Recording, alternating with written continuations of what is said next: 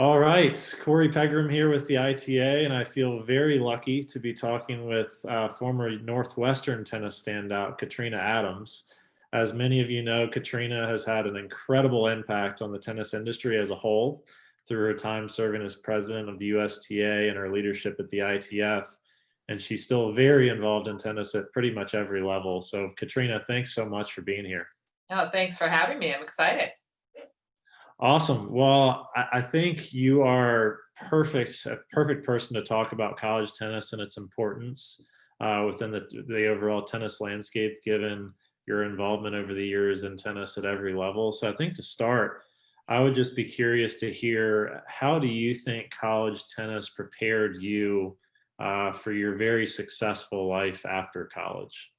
Well, I think college tennis is everything because it's really a time for you to mature as an individual, to build camaraderie with your teammates, with your classmates. It teaches you how to manage your time and just balance everything. And these are all the things that you have to do in life as you move forward. But, I had a great time at Northwestern University. I only played for 2 years, but, the relationships that I built then are still in my life today, even with my college coach.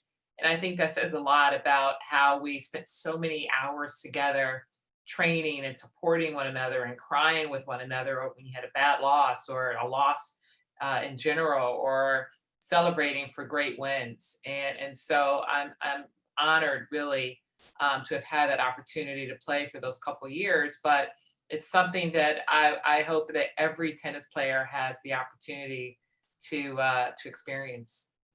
Yeah, that's great. And I mean, you mentioned all those relationships too that come from college tennis. And I think that's one of my favorite pieces of watching it, is just seeing the relationships that develop through wins, through losses, through those memories. Do you have personally a favorite college tennis memory that you'd be willing to share, or multiple? Wow.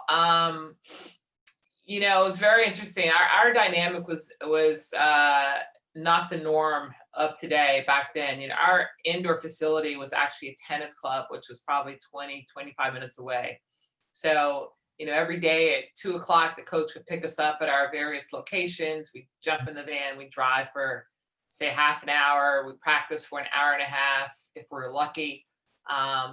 Jump back in the van, get back home to try to get to dinner before it closed. And then, your usual studying and getting ready for the next day. So the experience wasn't, I mean, it was unique, but it's all I knew. So I didn't know any different, unlike today where, pretty much every major program has their own indoor facility, just like Northwestern has. But, I think two matches that may stand out are the NCAA's.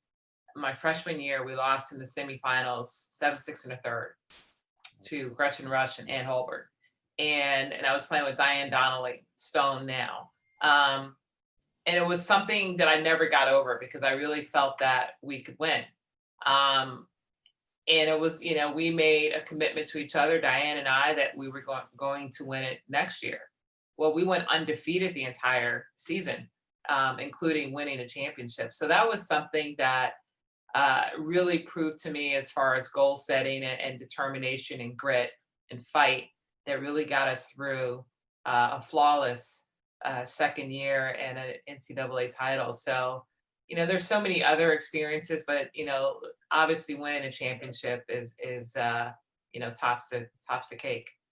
Yeah, that's tough to beat. I mean, and I think the lesson that you mentioned too, kind of coming back, fighting harder than you did before, is that one, or that may be the lesson that you took from college tennis, or is there one other lesson that you could share to give advice to other student athletes that may be transitioning from college tennis to the real world, or now Yeah.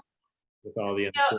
Yeah, I mean, listen, winning is always everything when you're in it, but it's not everything because you're going to lose more than you win more times than not. So, that success story was huge, and not too many people have been able to go undefeated.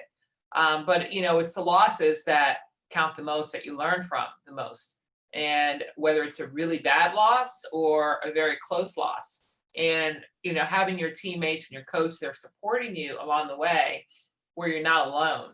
it helps you really go deep inside to understand your worth, if you will. And when I say your worth, how hard am I willing to fight the next time? How quickly can I get over this and start focusing on the positives and not the negatives? And that's the same thing that happens in life. If you don't get a deal, you don't close a deal, you don't, get the contract, it's always the next one. You just got to work harder. You learn from your losses. What didn't I do well? What can I do better? And you go into the next meetings and your next projects, and you build on that, and then you become successful slowly. It doesn't happen overnight. Tennis players aren't born to be champions overnight. College players aren't meant to be champions overnight, nor professional tennis players, nor are you supposed to do that in business. And I think those are the values and that you can really take from our sport as a whole. But really, collegiate tennis is where all the grind and the grit is done to prepare you for the rest of your life. Yeah, no, it's amazing how many transferable skills there are that you can take on to whatever it is. I mean, really, regardless of industry, too. It's just it all can be used, which is what's so great about college tennis, in my opinion. So it's kind of transitioning a little bit. So with all of your various roles over the years and the tennis industry, can you speak to why you think college tennis is such an important piece to the overall industry as a whole? Well, it's huge because it is a pathway to the pros for those players that want to give it a shot.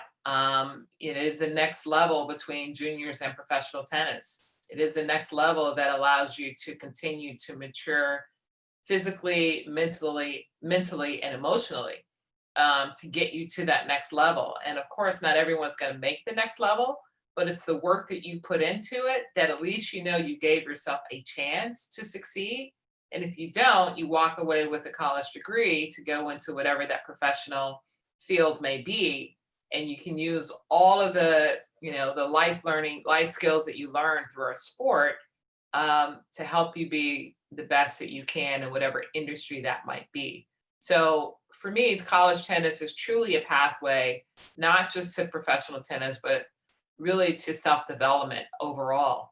And it's a great way to, as we mentioned earlier, to build those relationships that you don't really necessarily have in junior tennis, because you're always competing against one another. And in college tennis, you have those teammates, and ever so often you have to compete against them, but more times than not, you're competing with each other. And that's the support that, I wish everyone could feel.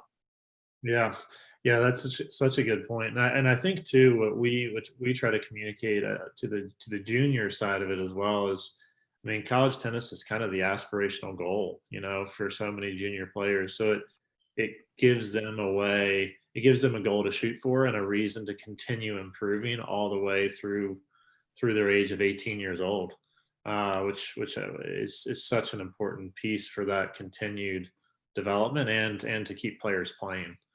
So no, that's a great answer. I appreciate that. Yeah. So this year, as you know, probably better than most, is there's been a lot of college tennis programs that have been cut, unfortunately. Um, the seasons have been, last spring season was canceled. This fall season was obviously drastically changed due to COVID. Why, can you speak a little bit about why it's so important now for alums, for friends of college tennis, to stay connected to their programs, to give back if they can, and to support college tennis in really any way that they're able? No, it's huge. I mean, I do a lot at Northwestern, in various departments, in the athletics department, and particularly obviously with tennis, and making contributions financially, emotionally, mentally are important. To be able to reach out to those players and let them know that they're not alone. And, yeah, maybe this year didn't go the way that they planned for it to go, but, hopefully they have their health and they can bounce back next year when that program, the competition gets underway and it is approved to get back on the court. But to be able to have relationships with some of the current players is huge. To even build relationships with alums that you didn't even play with, but you know that you share something in common, and that's playing college tennis. To kind of reach out and bump heads on, hey, what can we do to help the team this year? What can we do to motivate and inspire these players who are on the verge of losing their program, period? Um, and what can we do to support those that still have their programs and keep them motivated to want to come back stronger and better than ever? So it is very important to have those relationships with the college coaches. If maybe you haven't been in touch for a couple decades and there's a new coach there, but send an email, reach out and introduce yourself, because that's what these coaches need. They need the support from those that have been through the grind, that understand the challenges, and that can share their experiences to inspire the current generation. Mhm. No, that's awesome. That's such good advice. Well, Katrina, thank you so much for taking the time to do this. We are very fortunate, and I think the whole college tennis, the whole tennis industry is incredibly fortunate to have you leading it. So thank you so much, and yeah, we wish you the very best on a good end to the year, and looking forward to 2021 as well. But thank you again.